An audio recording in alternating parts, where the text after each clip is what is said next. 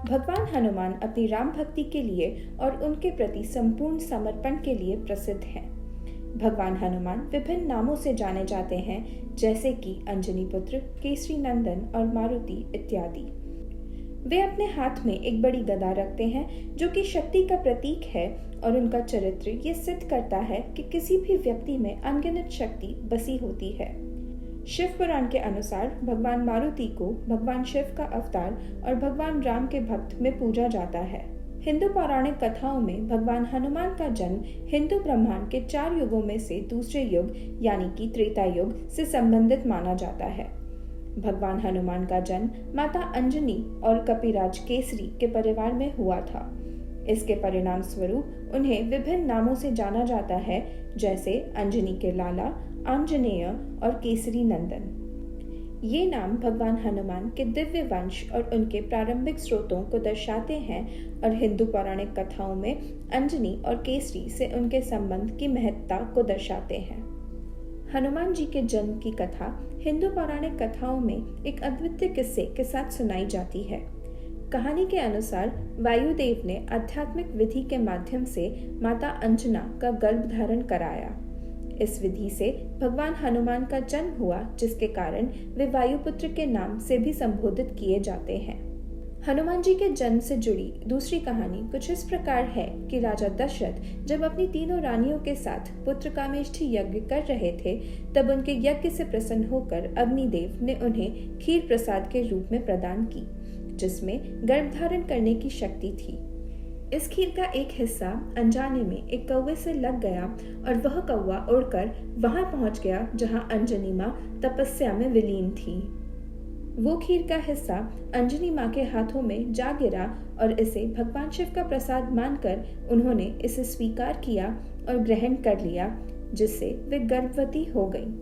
परिणाम स्वरूप उन्होंने भगवान हनुमान जी को जन्म दिया, जिनको पवन पुत्र भी कहा जाता है।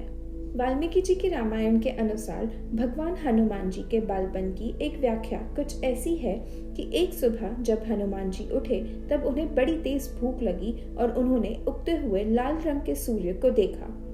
सूरज को पका हुआ फल मानकर उसे खाने की उन्हें बहुत इच्छा हुई। उन्होंने छलांग मारी और बड़ी तेजी से सूर्य की ओर बढ़ने लगे। उन्हें रोकने के लिए इंद्र भगवान ने हस्तक्षेप करते हुए अपने वज्र से प्रहार किया।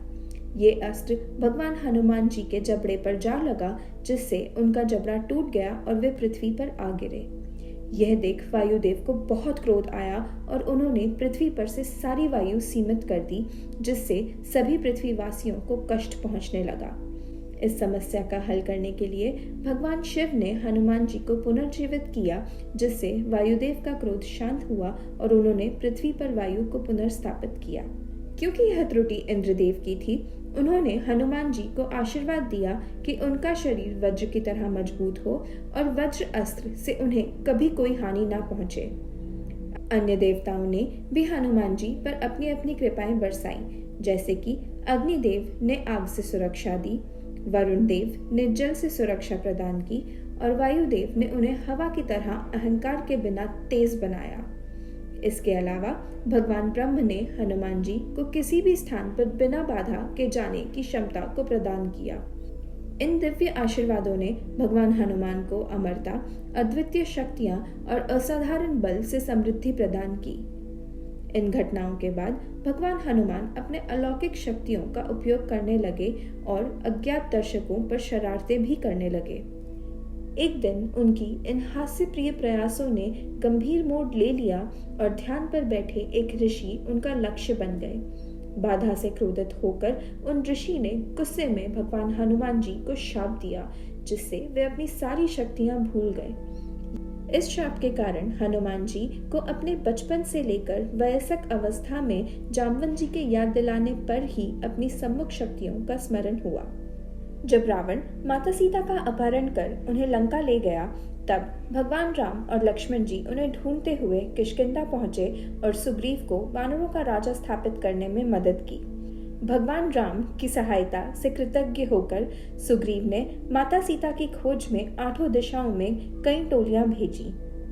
हनुमान जी रीछराज जामवंत और अन्य लोगों के साथ माता सीता की खोज में दक्षिण दिशा की ओर निकल पड़े।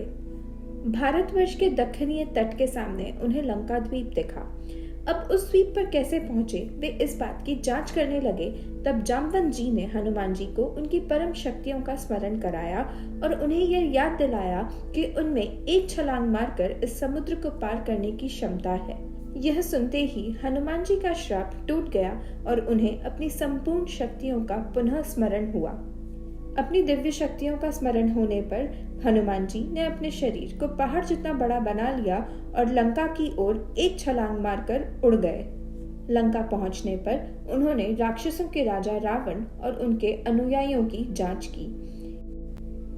एक चींटी के समान अपनी देह कर वे लंका नगरी की परख करते हैं और इन राक्षसों द्वारा संरक्षित एक वाटिका में सीता माता को पाते हैं। उस वाटिका में माता सीता की परिस्थिति देख हनुमान जी उन्हें वहां से ले जाने का प्रस्ताव देते हैं, पर माता उनसे कहती हैं कि वे अपने स्वामी की यहाँ प्रतीक्षा करेंगी और उनके साथ ही वापस लौटेंगी। सीता माता से मिलने के पश्चात उन्होंने अशोक वाटिका को नष्ट कर दिया, जिसके बाद उन्हें बंदी बना लिया गया। जब उन्हें बंदी बनाकर रावण के दरबार में ले गए तब उन्होंने रावण को चेतावनी दी कि भगवान राम सीता मैया को ले जाने आ रहे हैं। प्रतिशोध के रूप में रावण ने हनुमान जी की पूंछ पर आग लगाने का आदेश दिया। जैसे ही राक्षस हनुमान जी की पूंछ को जलाने की तैयारी करने लगे, अपनी शक्तियों का उपयोग कर वे अपनी पूंछ बढ़ाते चले गए, जो देख लंकावासी स्तब्ध रह गए। जब अंत में हनुमान जी की पूंछ को आग लगा दी जाती है, तब वे अपने आप को फिर से छोटा कर लेते हैं और अपने बंधनों से मुक्त हो जाते हैं। फिर रावण के महल से निकलकर एक छत से दूसरे छत पर कूदते हुए उन्होंने पूरी लंका को ही आग लगा दी। लंका से लौटने पर हनुमान जी अपने दल के साथ सारी घटनाओं को साझा करते हैं और वे सब के सब किष्किंधा की ओर जल्दी से कूच करते हैं। यहाँ भगवान राम सीता माँ के बारे में समाचार की प्रतीक्षा कर रहे थे। सीता माँ सुरक्षित हैं और भगवान राम की प्रतीक्षा कर रही हैं। यह सुनकर भगवान राम भावुक हो जाते हैं और सुग्रीव की सेना को एकत्रित करते हैं। वे सब लंका की ओर कूच करते हैं और इससे लंका के महायुद्ध का प्रारंभ होता है। लंबे समय तक चलने वाले ये युद्ध के दौरान हनुमान जी सेना में प्रमुख सेनापति के रूप में सेवा करते हैं। युद्ध के बीच लक्ष्मण जी बड़े ही गंभीर रूप से घायल हो जाते हैं, जिसका उपचार एक जड़ी बूटी है जो हिमालय के पर्वतों में पाई जाती है। यह सुनते ही हनुमान जी हिमालय की ओर निकल पड़ते हैं। जब वे हिमालय पहुंचते हैं, कहीं गलत जड़ी बूटी ना ले जाएं, इससे बचने के लिए वे पूरा का पूरा पर्वत उखाड़ लेते हैं और लक्ष्मण जी को बचाने के लिए त्वरित वापस आ जाते हैं। यह अद्वितीय कृत्य हनुमान जी के सबसे प्रसिद्ध कार्यों में से एक बन जाता है।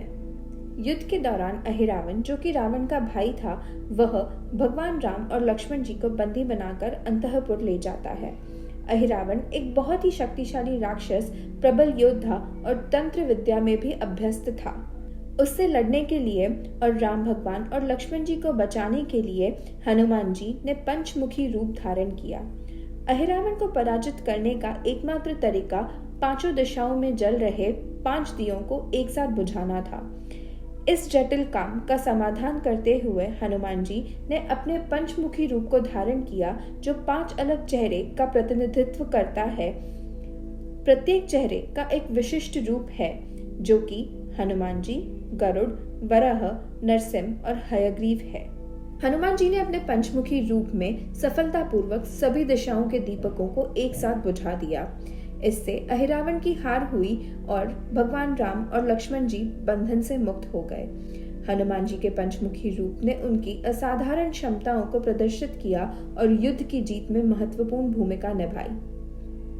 युद्ध के समापन में राम भगवान ने विष्णु अवतार के रूप में अपनी दिव्य शक्तियों का परिचय दिया और रावण और उसकी राक्षस सेना को पराजित किया। इसके पश्चात राम भगवान अयोध्या लौटते हैं और अपनी राजगद्दी संभालते हैं। कृतज्ञता में भगवान राम उन सभी को आशीर्वाद देते हैं जिन्होंने उनकी मदद की, और जब वे हनुमान जी को उपहार के रूप में एक मोती की माला देते हैं, तब हनुमान जी उस माला के हर मोती को तोड़कर देखते हैं और फिर उस माला को फेंक देते हैं। जब भगवान राम उनसे इस पर प्रश्न करते हैं, तब हनुमान जी कहते हैं कि वे अपने हृदय में राम जी को बसाते हैं और उन्हें सांसारिक उपहार की कोई आवश्यकता नहीं। अपनी भक्ति का प्रमाण दिखाने के लिए हनुमान जी अपनी छाती खोलते हैं और उनके हृदय में भगवान राम और सीता माँ की छवि दिखती है। इस गहन भक्ति से प्रभावित होकर राम भगवान हनुमान जी को अमरता का आशीर्वाद देते हैं, किंतु हनुमान जी नम्रता पूर्वक केवल राम भगवान के पदों में पूजा के लिए एक स्थान की मांग करते हैं। एक दिन हनुमान जी ने सीता माता को अपनी मांग में सिंदूर लगाते हुए देखा और उन्होंने इसके उद्देश्य के बारे में पूछा। सीता माँ ने समझाया कि ये उनके पति भगवान राम की लंबी आयु और उनके कल्याण के लिए है। हनुमान जी भगवान राम के परम भक्त होने के नाते सोचने लगे कि यदि बालों में थोड़ा सा सिंदूर लगाने से भगवान राम की आयु को बढ़ा सकते हैं, तो क्यों ना इसे पूरे शरीर पर लगाया जाए। अप्रतिम भक्ति के प्रतीक में हनुमान जी ने भगवान राम की लंबी आयु के लिए अपने पूरे शरीर पर सिंदूर लगाने का निर्णय किया। हनुमान जी की इस मासूमियत और अद्वितीय भक्ति से प्रभावित होकर भगवान राम ने उनको आशीर्वाद दिया कि जब भी भक्ति का विषय उठेगा तब हनुमान जी का नाम सबसे पहले उल्लेख किया जाएगा। हनुमान जी का सम्मान करने वाले की न केवल सारी इच्छाएं पूरी होंगी, बल्कि वे भगवान राम के भी प्रिय माने जाएंगे। ये घटना हनुमान जी की भगवान राम के प्रति अटल प्रेम और भक्ति का परिचय देती है। हनुमान जी का चित्रण उनकी वीरता, सहनशीलता, शक्ति और समर्पण के रूप में किया जाता है। उनकी पूजा करने से आध्यात्मिक गतिविधियों से उत्पन्न नकारात्मक कर्म को भी समाप्त किया जा सकता है, जो भक्तों के जीवन की परीक्षाओं और चुनौतियों के दौरान धैर्य और शक्ति प्रदान करती है। हनुमान जी की पूजा करने से आध्यात्मिक गतिविधियों से उत्पन्न हुए नकारात्मक कर्म भी समाप्त हो जाते हैं, जो भक्तों को जीवन की परीक्षाओं और चुनौतियों के दौरान धैर्य और शक्ति प्रदान करते हैं। इसके अतिरिक्त युद्ध के दौरान मार्गदर्शन और सुरक्षा के लिए भी हनुमान जी की प्रार्थना की जाती है। हिंदू पौराणिक कथाओं में हनुमान जी का चित्रण स्वार्थहीनता, भक्ति और शक्ति के रूप में भी किया जाता है। जय श्री राम, जय श्री हनुमान।